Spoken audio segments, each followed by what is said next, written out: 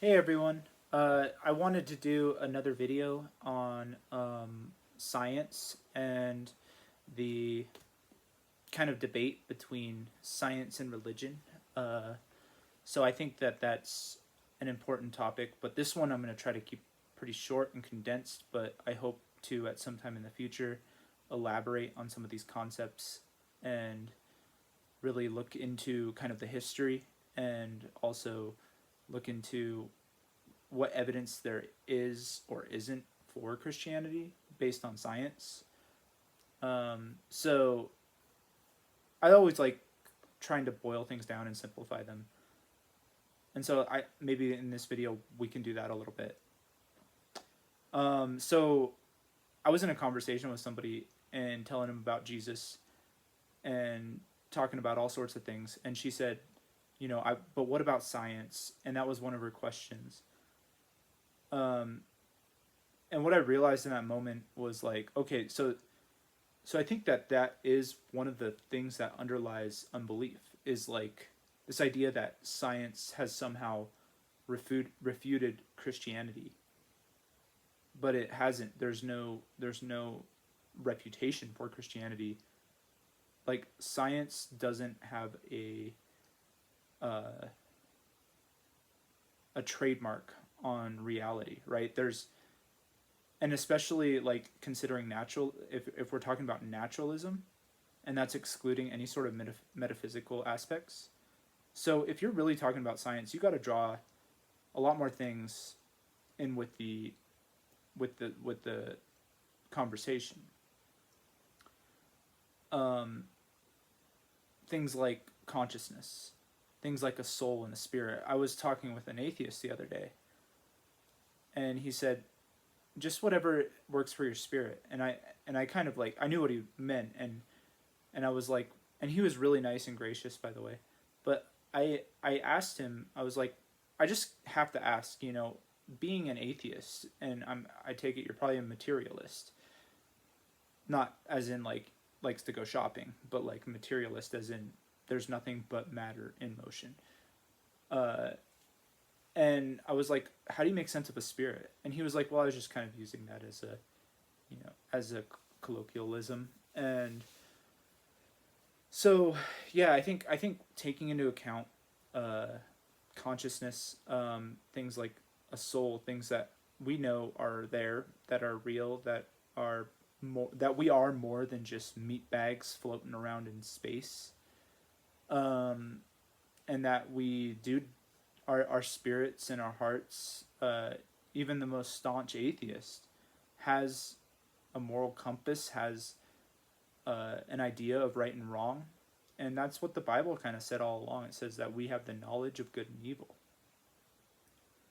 So, anyways, going back to the initial conversation that I had when somebody was like, yeah, but science, I think the yeah, but science assumption, which is an assumption, which which basically means like, okay, I hear what you're saying, but science has proven Christianity to be untrue.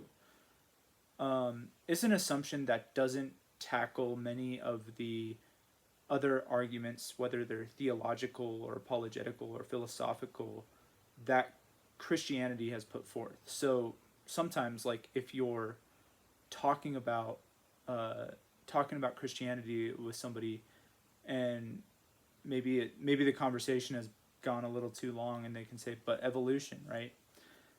And but it doesn't address all the weight of the of of the Christian worldview. Just saying, because especially when you start really diving into the science and learning about some of the issues, which maybe we'll touch on a few of those, but I do want to keep this video a little shorter.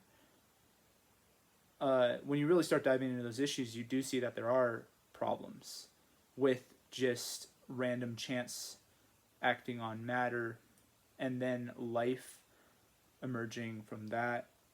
So basically, uh, you have a fine tuning problem with.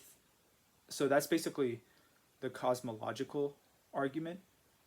So first of all, we had a big bang, right? Uh, there was nothing, and all of a sudden there was everything, and that's what science tells us, and that's in a way what the Word of God told us. And obviously, we don't look at the Bible as a science book, but in the beginning was the Word, and the Word was with God, and the Word was God.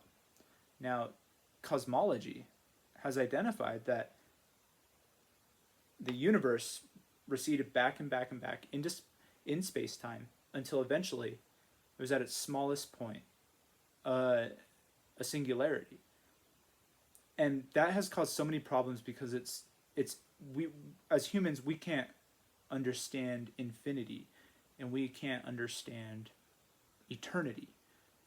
But to think of a singularity, it was supposedly, and I don't fully understand the singularity, but supposedly infinitely dense and infinitely compact potentiality for everything to come into being.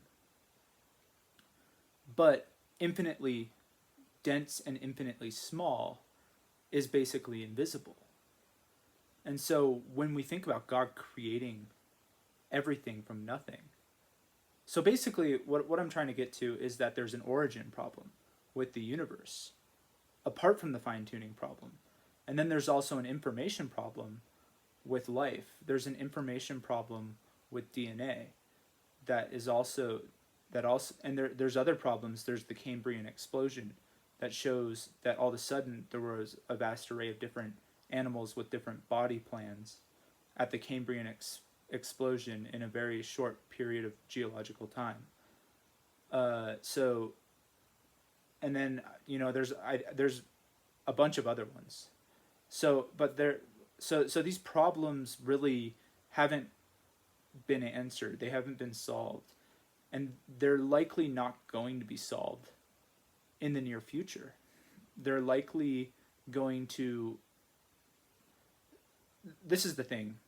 These problems aren't really being talked about, a lot of them, like the information in DNA, because they have implications. Because when you start thinking about information, you start thinking about, where does information come from? Well, it comes from intelligence, right? And so that's why the theory of intelligent design is such a good competing hypothesis.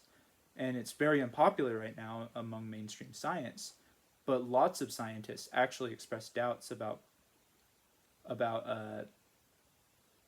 total atheistic naturalism, but they're not supposed to talk about intelligent design because it's so taboo. They could lose their job, they could lose their position, they could lose grants, and etc. So yeah, that's something that's, I think, important to think about, just that these problems aren't really going anywhere anytime soon. And I think, like, I'm not a prophet, but I think that in the future generations, the intelligent design argument and the God hypothesis, which Dr. Stephen Meyer just published his book that I'm reading right now. It's very complex and hard to read, but it's called The Return of the God Hypothesis. And basically what I think is that these various things that he's pointed out in this book are going to be problems that are major challenges for the future generations. And hopefully science and education will be able to explore all areas, no matter what they point to, no matter what their implications are. But anyways, I wanted to go back to the origin problem. So basically, this is a long-standing argument that it's basically the Coulomb argument, but it hasn't really been overcome. People lots of times scoff at it, but it's kind of like, well, can you come up with an answer to this argument and refute it without just like making fun of it? And the truth is, nobody has. It's basically saying that everything that exists has a cause, every effect has a cause, and the universe exists. It came into existence, and therefore it has a cause. And the Big Bang corroborates that, right? So lots of atheists will roll their eyes when you say the universe exists, therefore it has a cause, and they'll just say, well, why does it have to have a cause? Well, basically, when you think about the Big Bang, everything reversing in time and space until it's at nothing, and then you think about what Genesis 1 says. It says, in the beginning, God created the heavens and the earth. And then John 1:1 corroborates that with Jesus being there at the beginning as the Word. Now, if we think about words and what they are, they emerge from our thoughts. They're not necessarily matter, but they do exist. And what the book of James says is that our words actually do matter in the world. So Jesus talked about that too. From the heart, the mouth speaks. And I think that our words are a very important thing to realize that led us into the situation that we're in and kind of keep reproducing the world pattern and are a big part of our sinful nature. And so words affect people around us. We can't deny that. And even buildings, this house that I'm living in was conceptualized before it was built. So if we think about the Word, God creating in infinite capabilities, like he had infinite capabilities, he had infinite time, and his ability to create through his Word. Think about what humans have created through their ideas. We think about what God was able to create through his Word. So that's what I think, like, the origin problem really points to, is that there was something outside of time and space as we know it, that so that shows something transcendent that created everything. And so human beings are, we're finite. And one of the theories that, because the informational problem in DNA is so staggering, some of the things that theorists have come up with, I think Francis Crick was one who suggested that panspermia, either undirected or directed panspermia, which is basically that something seeded our life. So if it was undirected, it would have been a non-intelligent agent from outside the universe coming in and exporting, like maybe a meteor came into the world and landed, and then that's what brought life to the primordial pond, right? Whereas directed panspermia would be, sorry, my door is kind of like opening. I think I have a draft in my house, so my door is kind of like opening and closing, so it's a little, I was like, is that a spirit? So directed would be like a space alien coming in and taking a laser gun and zapping the water, and then so actually Richard Dawkins admitted to that one time. It might have been a slip, so I don't want to say that's what he believes now, but he did say that one time was a potential possibility for how life came about, how the I'm not a microbiologist, but how the DNA assembled and came together in just the right way so as to produce life that was incredibly complex. Bill Gates said that DNA is like a computer code, but it's more complex than any code that's ever been written by humanity, right? So basically, with the origin, we have an infinite amount of intelligence, an infinite amount of capability, an infinite amount of power, and the infinite word. Whereas our words are finite, but think of what they're able to accomplish, right? For good or for evil. So I think that origin idea is really a good part of it. But also you have the fine tuning, which basically, if I could sum up the fine tuning in the easiest way possible, it would say that you have different cosmological constants that have to be adjusted just so. Like picture there's a dial right here with different levels of meters. Like you have gravity and various other things on the dial, right? And they all have to be calibrated just so. And basically the chance that would happen is so astronomically low that it is just absurd to think that there was no design in it whatsoever. So various theories have come up to answer these, the implications of like the fine tuning and um, life, the complexity of life pointing to design, but ultimately they haven't really answered the problem. So yeah, and I think, and that's why I think in the next generation, if if we are given the opportunity to explore ideas, no matter where they lead, I think that this return of the God hypothesis, so to speak, is going to be um, a very a theory with an incredible amount of explanatory power, and I think that's exciting. But right now, it is kind of marginalized and kind of scoffed at. But if these, like I said, if these ideas and these problems continue not to go away and not to be answered, like I said, there were theories that came up to address the fine tuning issue and the complexity of life issue, but they haven't solved it. I mean, there's been dozens of these theories that have proposed to solve these problems, but lots of times they just end up exporting the problem elsewhere. Like, for example, with the panspermia argument, you can't test that because it just exports it to a different planet or into outer space somewhere. You can't solve the how did life begin problem. So yeah, I think a lot of interesting things there that do point to theism. Well, they point to design, and so that's the thing about intelligent design, is that it doesn't make a conclusion. It doesn't come to a conclusion about what that designer is. But what it does do is that it shows multiple different things. So if we take into account the origin and the fine tuning of the universe, and the complexity of life, we would have to understand that this was an entity with an incredible amount of power and intelligence.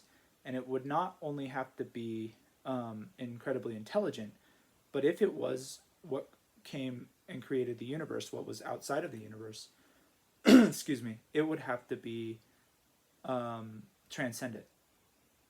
And I know it's a he, right? I know it's God, but I'm saying this for the sake of argument for theism.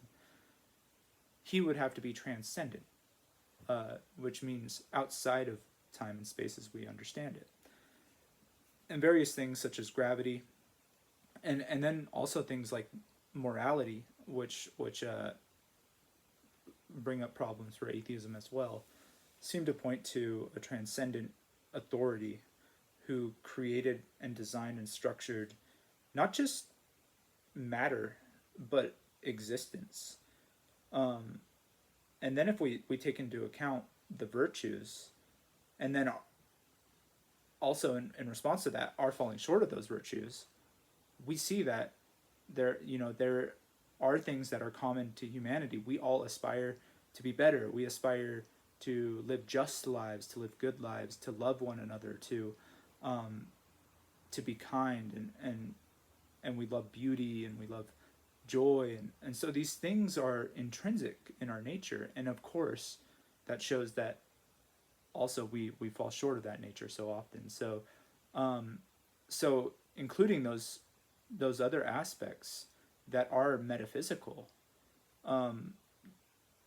any sort of metaphysics whatsoever in a purely naturalistic framework don't make a lot of sense. You have to do a bunch of mental gymnastics. But anyways, I'm almost at 20 minutes right now, but I hope this was helpful for a brief discussion, and I want to do a deeper discussion on where I stand as far as thinking about the science versus religion. But I think that science and religion ought to, come together and shake hands and have a good conversation. But it's much more become like a holy war between two religions, and I think that's really unfortunate because it shuts down a lot of room for conversation. And but there are big implications when you start thinking about a transcendent designer, because then you have the moral accountability issue. and a lot of people don't want to deal with that. So, but hey, God bless. I hope this was helpful for somebody. Send it to somebody, share it, like it, subscribe, and God bless you. Have a great day.